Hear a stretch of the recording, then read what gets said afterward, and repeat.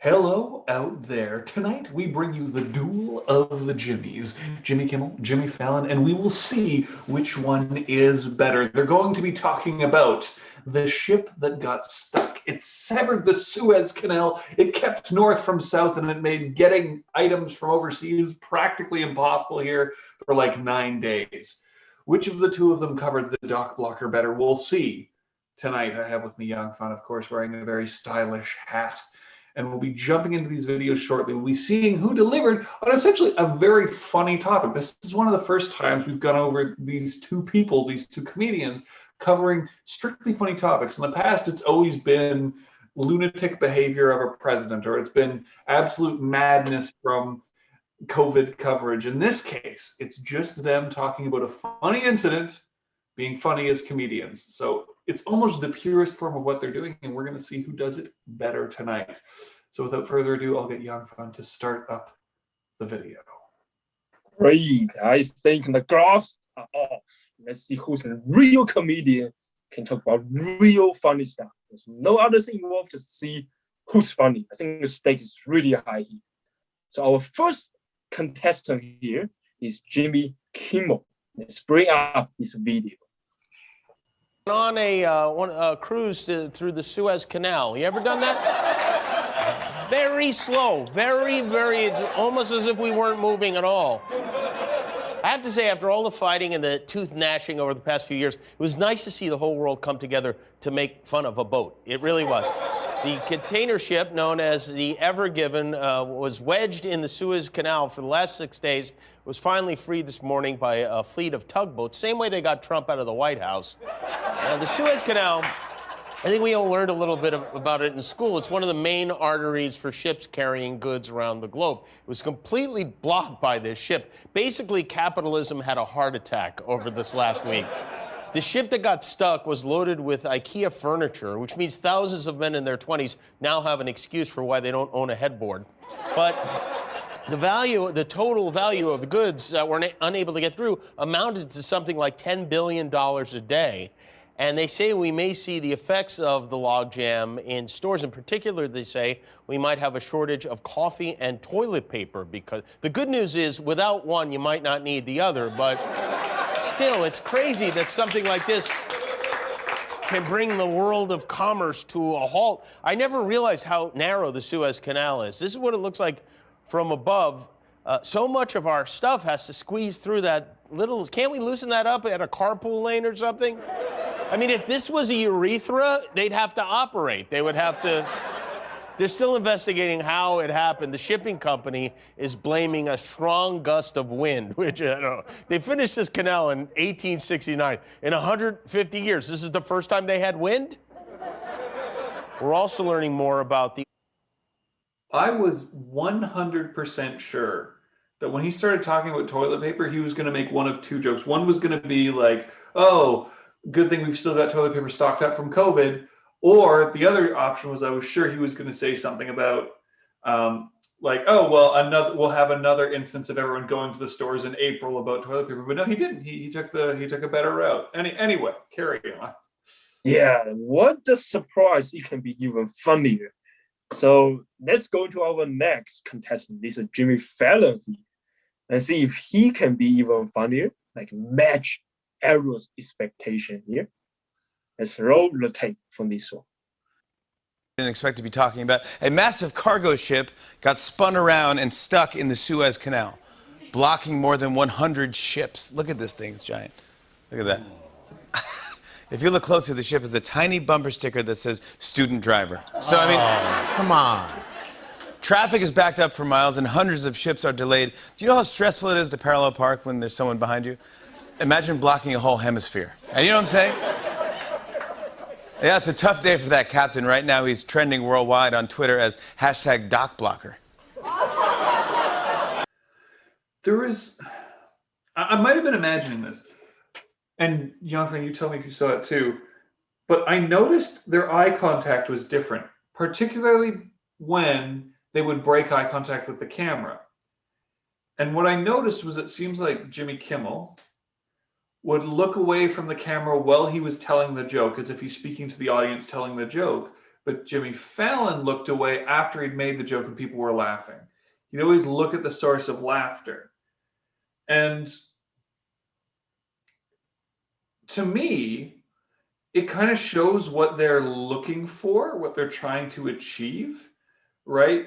In this case, it's like Jimmy Fallon is looking almost for, like, he's using the laughter as a sign of approval, right? Like, they liked my joke, identify who liked the joke, how can I play to them further? Whereas Jimmy Kimmel's using it as a way of delivering the joke, as if he's delivering the joke to everyone here. I'm speaking to all of you, right? And then when people were actually laughing, he was looking dead at the camera. It was just a weird difference I noticed. And to be honest, I prefer Kimmel's because he didn't leave the comedy to look for that approval. He stayed focused on it. He was breaking the eye contact to make the jokes better. He wasn't breaking the eye contact to identify where he'd succeeded. And I think that's an example of what I've heard before from comedians in different places is you never leave the bit. You always stay in it. If there's a particular emotion wherever you need to stay in it, you need to stay focused on the bit. Because if you break away from it, you can lose part of it. And I think that it felt like Fallon was losing it every time he looked away, to me at least. And I might be overanalyzing it. In terms of the other stuff they did, the pauses were a little bit different. So I think that once again, Fallon's pauses were more about giving people the time to laugh as opposed to Kimmel's pauses, which were more about giving people time to understand and then laugh. And it felt like, yeah, it just felt slightly different. Like the two goals were different. One was to gain approval from the laughter. The other was to deliver the jokes effectively. And I tend to think that Kimmel did it better for that reason, because his goals seemed more about delivering the jokes effectively. They both had funny lines. They were both funny jokes. Doc Blocker is a hilarious phrase.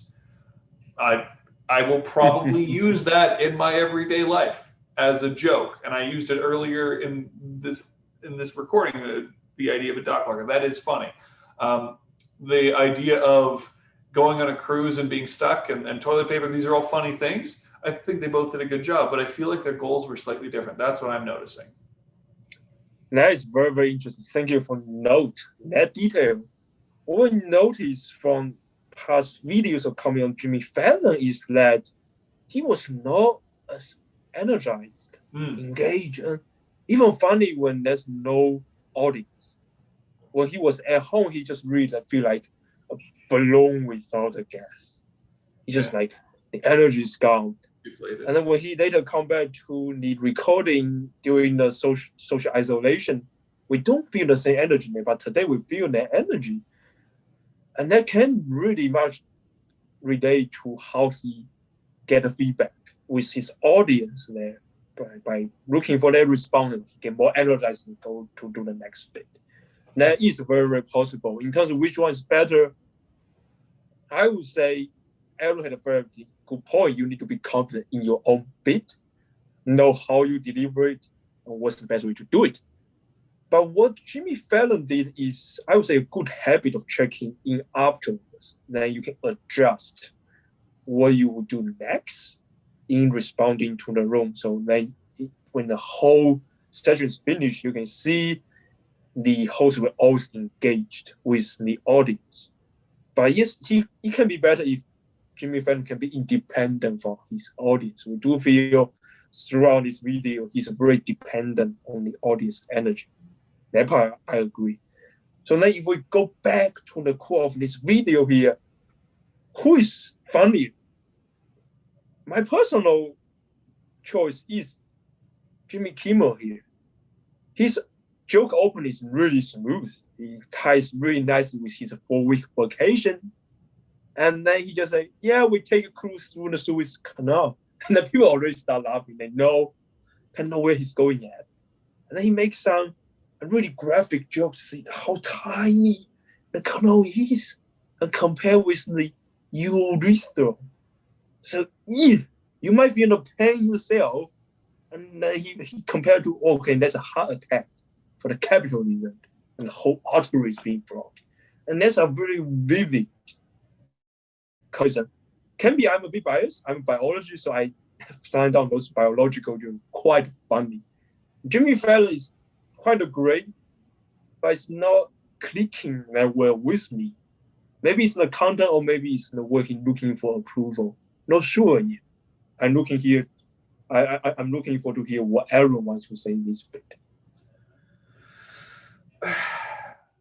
I mean, I personally prefer Kimmel as well because it is definitely smoother. I think humor, there are a number of different theories of where humor comes from. And a couple of them, I can't remember the names because I'm getting older, I guess.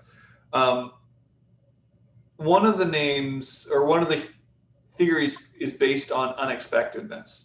And earlier I commented that Jimmy Kimmel surprised me when he talked about the toilet paper coffee as opposed to toilet paper being COVID related. So that was unexpected. In a sense, he broke expectations more consistently, right? What we didn't see was his lead up to saying he was going on a cruise in the Suez Canal, because he said, we went on a vacation, we went on a cruise.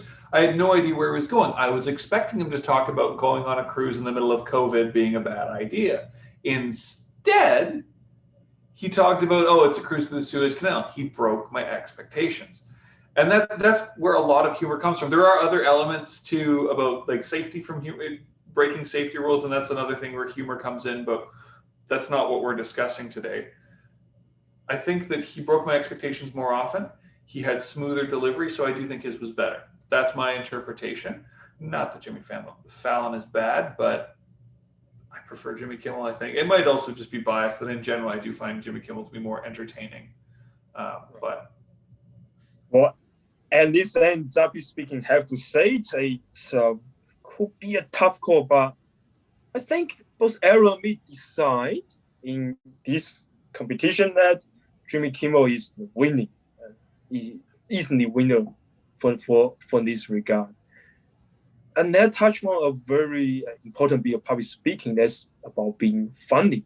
When we look into our whole public speaking channel here, we are as surprised as Jimmy Kimmel that we have never talked about just pure funny stuff. In our channel, it's all about presidentially speaking, what's the top news, how we deliver the heavy news.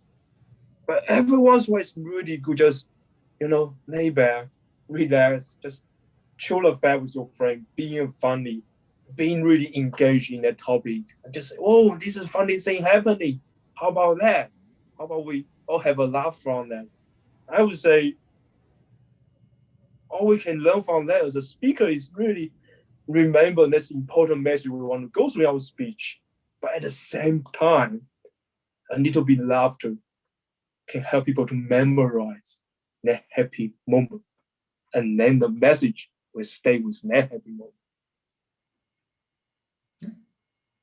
That makes sense to me. Stay in the moment, have fun with it, and break expectations. Thank you very much for the succinct summary. And with that said, stay fishy out there, folks. Stay fishy and stay funny. And here's ZAPY Speaking. We're looking forward to see you next time.